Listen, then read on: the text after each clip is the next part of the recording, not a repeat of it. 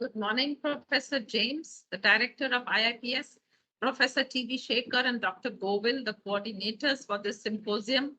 Distinguished delegates, ladies and gentlemen, thank you for having me virtually today. World Population Day offers a moment to celebrate human progress. Our world, despite its challenges, is one where higher shares of people are educated and live healthier lives than at any previous point in history. Societies that invest in their people, in their rights and choices, have proven time and again that this is the road to the prosperity and peace that everyone wants and deserves. The total number of people in the world now tops 8 billion. In an ideal world, 8 billion people means 8 billion opportunities for healthier societies empowered by rights and choices. Some will marvel at the advancements in health that have extended lifespans, reduced maternal mortality and child mortality, and given rise to vaccine development in record time. Others will tout the technological innovations that have eased our lives and connected us more than ever. Still others will herald the gains in gender equality. But the playing field is not and has never been even. Based on gender, ethnicity, class, religion, sexual orientation, disability, and origin, among other factors, too many are still exposed to discrimination, harassment, and violence. We do ourselves no favor when neglecting those that are left behind. For the first time in history, we are seeing extreme diversity in the mean age of countries and the fertility rates of populations. While the populations of a growing number of countries are aging, and about 60% of the world's population live in countries with below replacement fertility of 2.1 children per woman, other countries have huge youth populations and keep growing apace. Women are still dying in childbirth. Gender gaps remain entrenched. The digital divide leaves more women and those in developing countries offline. Most recently, COVID-19 vaccines remain unevenly distributed. And the same concerns and challenges raised 11 years ago remain or have worsened. I refer to climate change, violence, and discrimination. According to the United Nations Department of Economic and Social Affairs, even though the pace of global population growth will continue to decline in the coming decades, the world population is likely to be 20 and 30% larger in 2050 than in 2020. Having accurate estimates of population trends and reliable forecasts for future changes, including for the size of the populations, their distributions by age, sex, and geographical location, is required for policy formulation and implementation, and as a guide to assist countries in following a path towards sustainable development.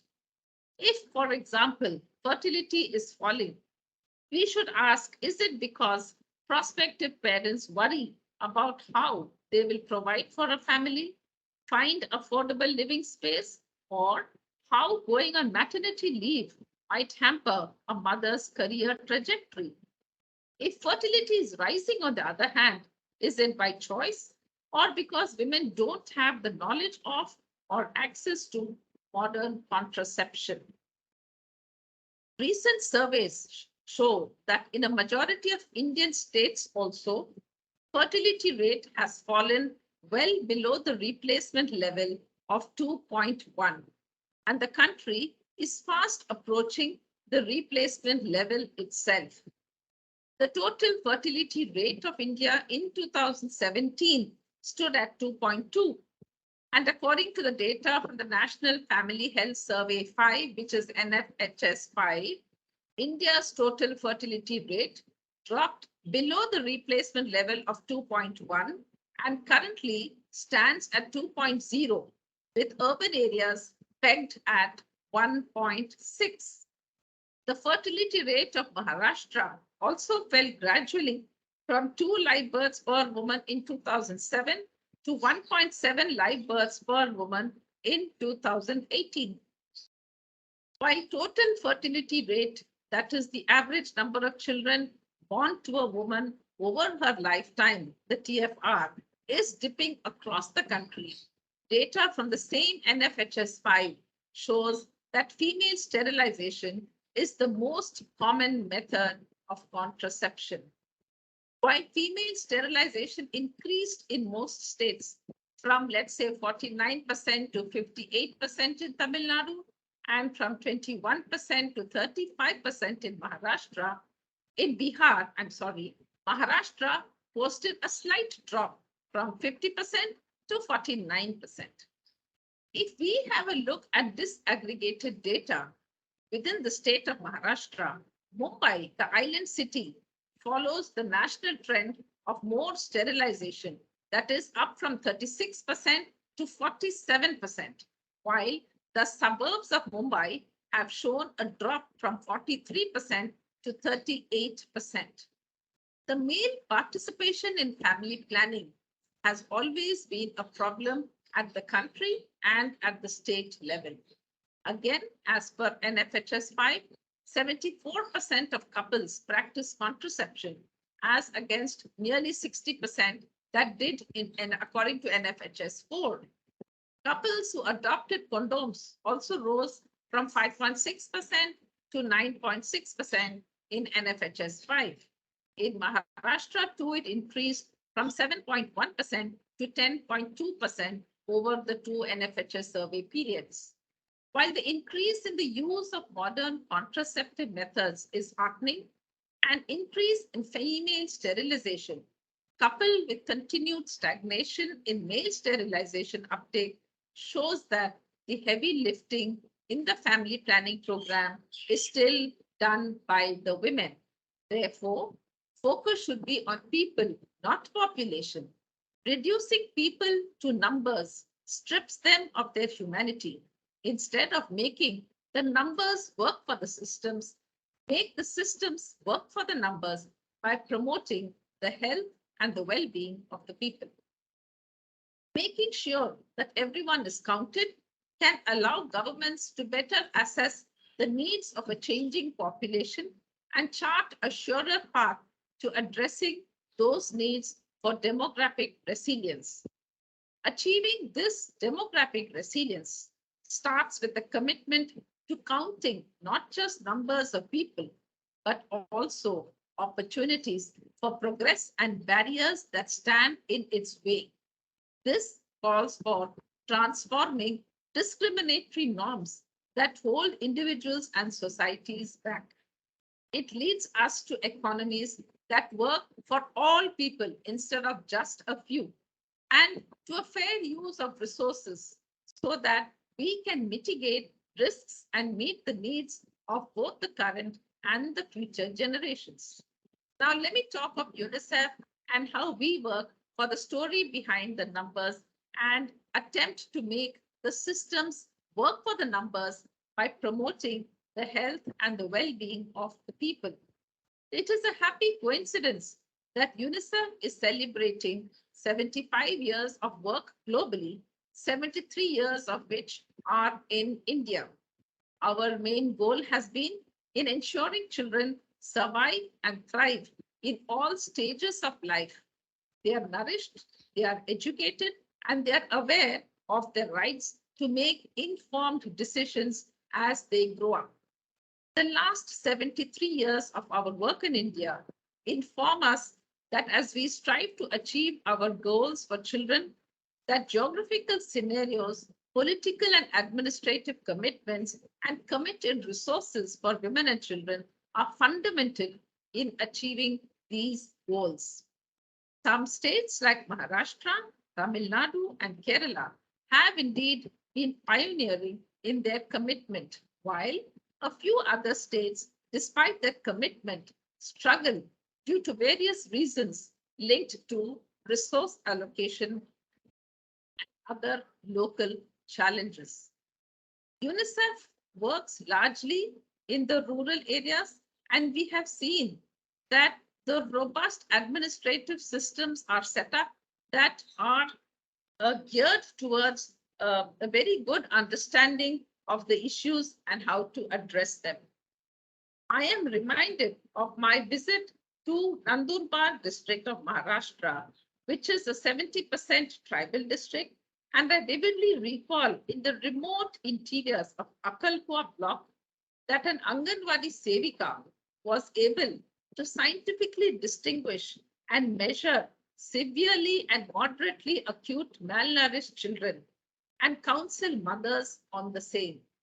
We have penetrated deep inside the rural hinterlands and are now able to measure our training and knowledge building capacities of the government frontline workers and other staff, and also know where the hotspots are for the problem and how we can clearly strategize for the varied geographies and the varied communities within the government.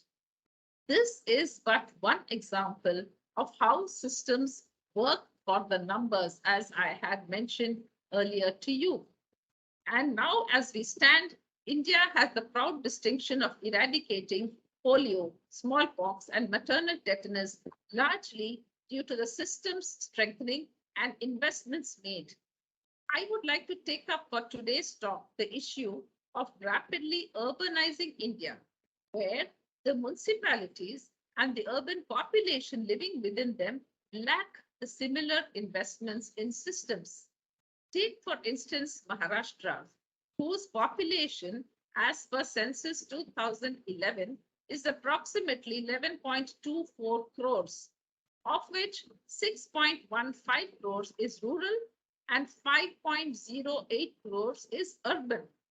Although urban appears to be lesser than rural, the growth of urban population from 1961 to 2011 has been phenomenal. In 1961, the rural population was 2.84 crores, which increased by 117% to 6.15 crores, while for urban areas, it was 1.12 crores only in 1961, and the percentage increase was a huge 354% in 2011. Questions arise now. Are we now ready to address the issues of the urban poor? Do we have clear strategies for addressing the multiple challenges faced by the urban poor, starting from health to their economics and their well-being? UNICEF's work for the urban was initiated in 2019 and have been geared to understanding four things. One, what is the current evidence that informs the challenges and opportunities for the urban poor? Two, what are the ground level issues of the communities? Three, what is the participation level of both the civil society organizations and the communities? And lastly, four, how can we trigger local change with the government? As the urban landscape is evolving, UNICEF Maharashtra has identified 5 key priority areas for children in urban settings that will inform our work. Priority Area 1 is to support the Public Health Department and the National Urban Health Mission in reducing the equity gaps in urban areas through Partnership for Urban Primary Healthcare Program. Priority Area 2 is to strengthen the evidence on children in urban areas for data, policy, and research. Priority Area 3 is to enhance the voice and the participation of poor children living in urban settings and strengthen the partnership with urban communities and organizations. Priority Area 4 is to adapt urban planning and budgeting for children living in urban settings particularly the most disadvantaged. Priority Area 5 is to promote a safe and sustainable urban environment for children through larger advocacy and partnerships with the civil society, the NGOs, and the private sector. These priorities have been identified as being critical to realizing the rights of the children living in the urban poor settings, particularly the most disadvantaged, and as areas where UNICEF is uniquely placed to act to build on the mandate, the expertise, and the experience. I do hope that the theme of the World Population Day 2022, the demographic resilience, as highlighted in my talk, helps us to reimagine a world where we are each much more than a number. Numbers do matter, but let's count them carefully. A resilient world of 8 billion, a world that upholds individual rights and choices, offers infinite possibilities. Possibilities for people, for societies, and our shared planet to thrive and prosper. I am privileged to be speaking at today's symposium organized by IIPS in the context of the World Population Day 2022 and allowing me to highlight UNICEF's priorities for children as a contribution to the overall theme. Thank you for your patience.